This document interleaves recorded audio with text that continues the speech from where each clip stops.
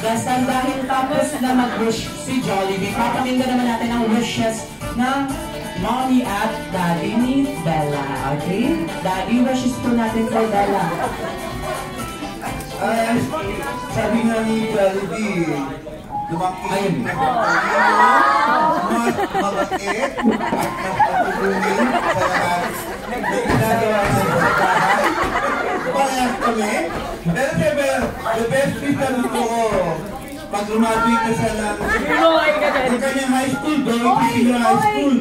Sana maging, kung gusto niya maging nurse, sana kung nurse nga, or maging model, maging chef din. So whatever panuwis ng aming anak, siyempre, dito lang kami. Kung may pwede namin gawin, kahit medyo may nahihirapan kami or something, siyempre, it's not totally happy, but we're trying best to be the best as we can as a father and a mother at nag-isa namin anak kasama aming dalawang mga tuta.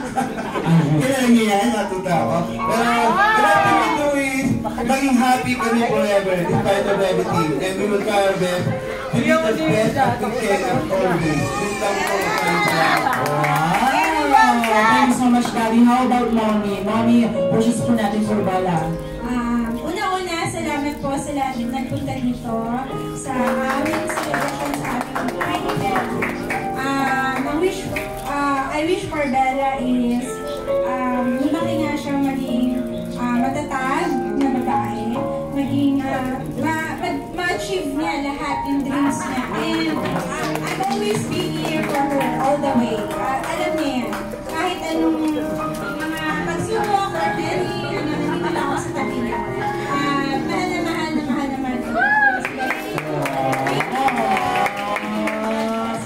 Okay, palakpakan naman natin sila Mommy at si Daddy, everyone. Family hug! Family hug! Family ka ba, Jollibee? Family ka rin pala. May mga boses ko. May mga boses ko. Ikaw na lang pala sa unahan. Yes, halika dito. Halika dito. Dito ka na. Magpalakpakan ka ni Jollibee. Halika na lang. Si Jollibee. Ikaw na lang. Close your eyes and make a wish. And blow out your candles. 3, 2, 1, and blow. Yes!